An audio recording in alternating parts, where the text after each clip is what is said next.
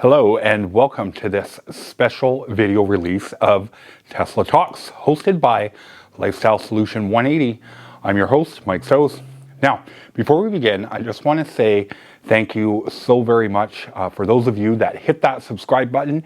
It really means a lot to me as a new YouTuber. Please continue to hit that subscribe button if you haven't already. And I hope to keep bringing you great videos and improving my YouTube skills, more specifically production and editing. Okay, so if I look really excited and relieved finally, it's because I have some unbelievable news. After a really long delay, it is finally here, folks, in Canada.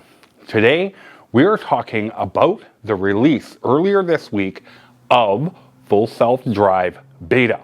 That's right, you heard correctly. FSD Beta is now in Canada.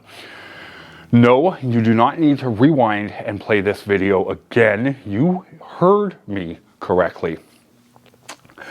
It is released in Canada finally. But before you jump in to request it, be very aware that there are many mixed reviews, both good and bad. Without further ado, let's jump right into this video.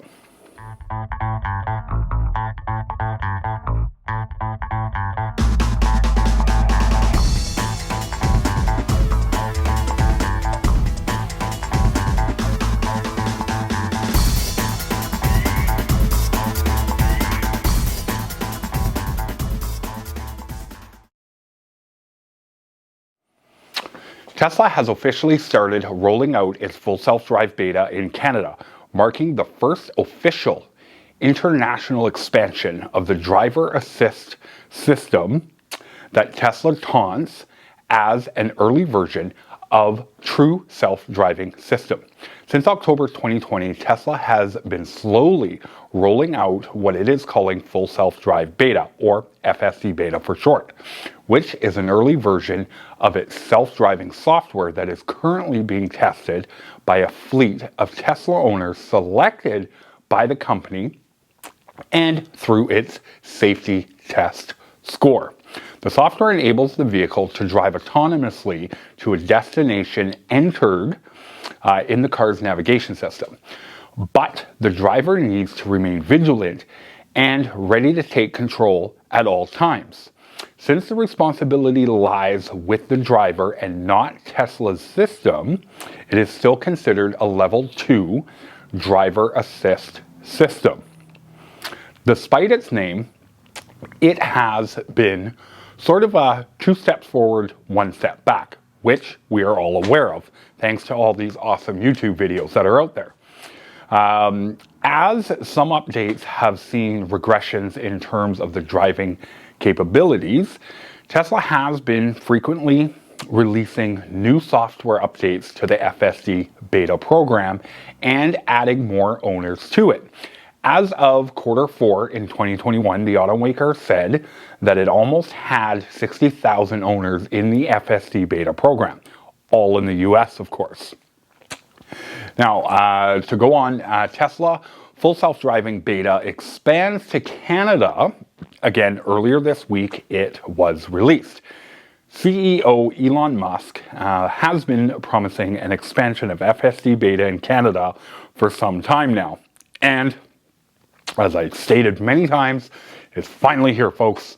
Last night, Tesla started pushing, earlier this week, Tesla started pushing a new software update, 2022.4.5.4, to some vehicles in Canada, and it enables those vehicles to request Full Self-Driving Beta. Excuse me. Once requested, you can start the approval process, which consists of giving your day-to-day driving a safety score.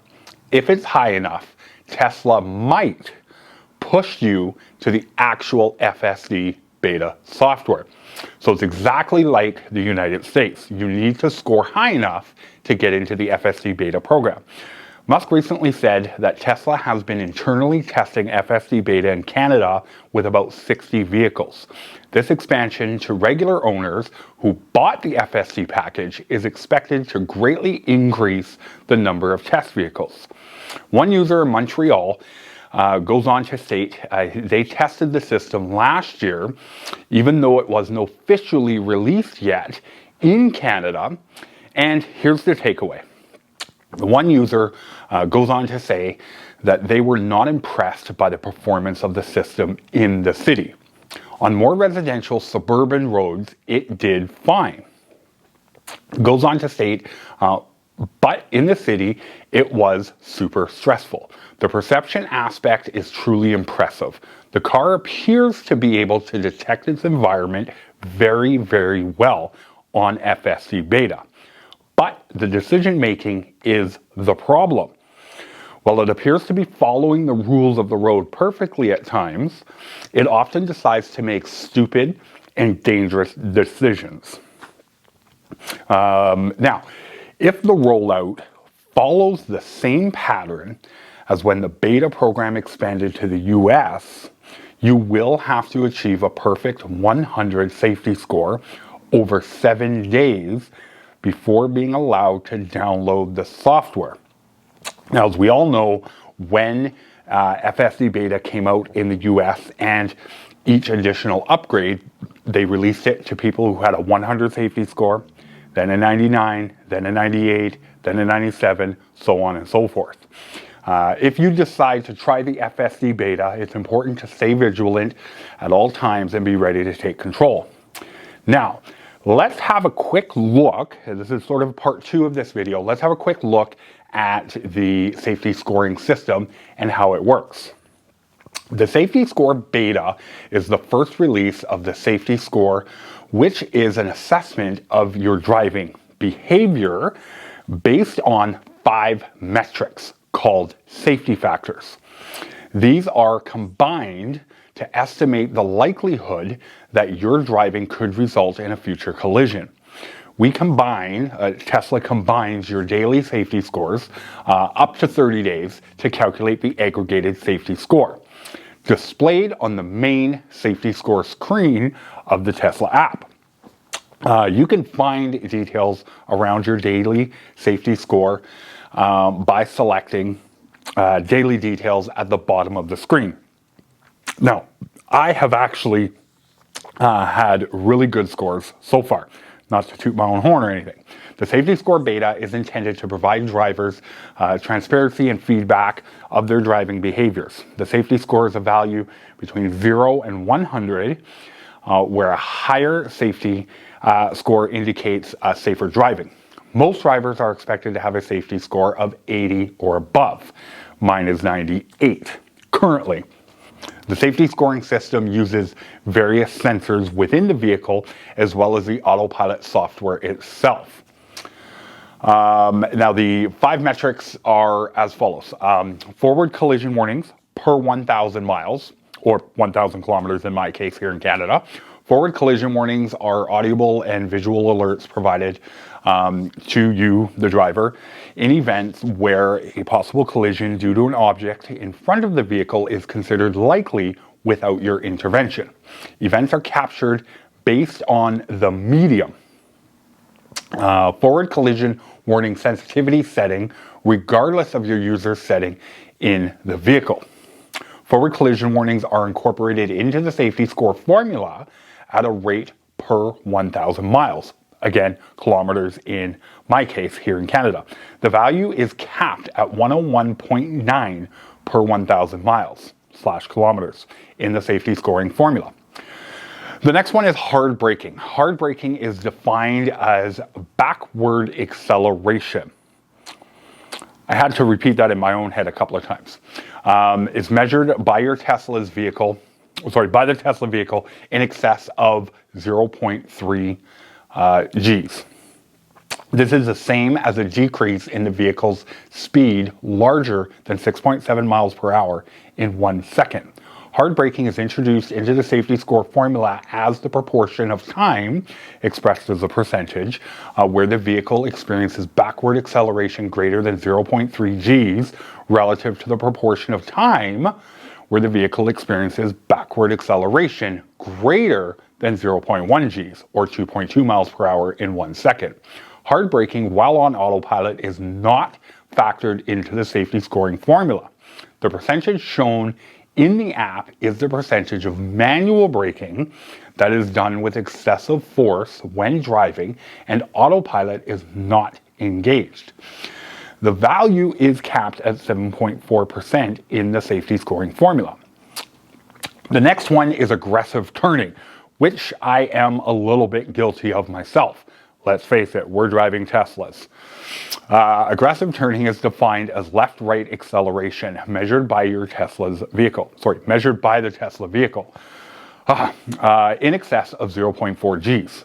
This is the same as an increase in the vehicle speed to the left-right larger than 8.9 miles per hour in 1 second. Aggressive turning is introduced into the safety scoring formula as a proportion of time, expressed as a percentage, where the vehicle experiences lateral acceleration greater than 0.4 Gs in either a left or right direction, relative to the proportion of time where the vehicle experiences acceleration greater than 0.2 Gs, 4.5 miles per hour in 1 second, in either a left or right direction. Aggressive turning while on autopilot is not factored into the safety scoring formula. The percentage shown in the app is the percentage of turning that is done with excessive force when driving and autopilot is not engaged. The value is capped at 17.1% in the safety scoring formula. The next one is unsafe following.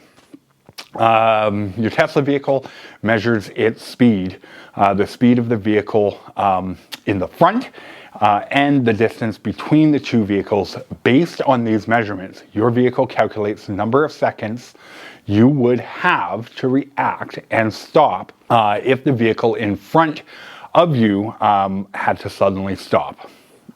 The measurement is called headway. That's the term that Tesla uses. Unsafe following in the proportion of time where your vehicle's headway is less than 1 second relative to the time that your vehicle's headway is less than 3 seconds. Unsafe following is only measured when your vehicle is traveling at least 50 miles per hour and is incorporated into the safety scoring formula as a percentage.